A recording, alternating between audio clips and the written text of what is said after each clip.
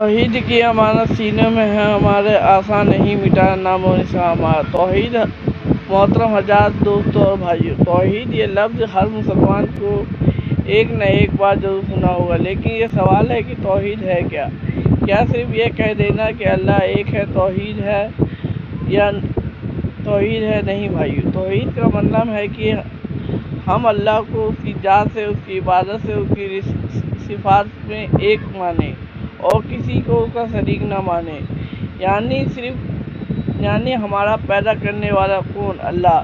ہمیں روزی دینے والا کون؟ اللہ۔ ہمیں زندگی اور موت دینے والا کون؟ اللہ۔ تو پھر عبادت کے لائق صرف کون؟ اللہ۔ اللہ تعالیٰ قرآن میں فرماتا ہے کہ معبود ایک ہی ہے، اس کے سوا کوئی معبود نہیں۔ توحید صرف ایک جانکاری کا نام نہیں، توحید ہماری پوری زندگی کو بدلنے کا عقیدہ ہے۔ جب انسان کے دل میں یہ یقین بیٹھ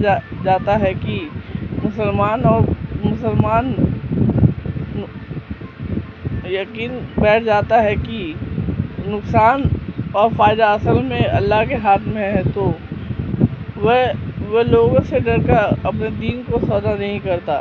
جب مشکل آتی ہے تو سب سے پہلے اللہ کی طرف رخ کرتا ہے، جب نعمت ملتی ہے تو اللہ کا شکر ادا کرتا ہے، جب گناہ کرنے کا موقع ملتا ہے تو اسے یاد رکھتا ہے کہ اللہ ہمیں دیکھ رہا ہے۔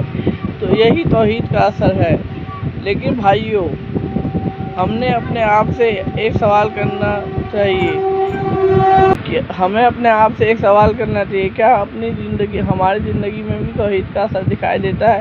ہم زبان سے تو کہہ دیتے ہیں کہ اللہ ایک ہے، لیکن کیا ہماری زندگی میں کا ہر حکم سب سے اللہ کا کیا ہماری زندگی میں اللہ کا حکم سب سے اوپر ہے؟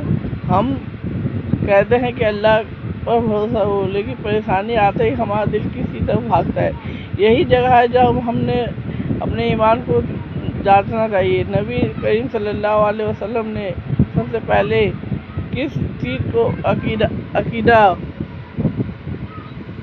نبی کریم صلی اللہ علیہ وسلم لوگوں کو سب سے پہلے کس چیز کی دعوت دی؟ توحید کی، کیونکہ اگر بنیادی ہی صحیح نہیں ہوتی تو عمارت کیا خاک مضبوط ہوگی۔ اس لیے ایک مسلمان کے لیے توحید سمجھنا سب سے ضروری ہے، کیونکہ توحید اس کے ایمان کا بنیادی حصہ ہے۔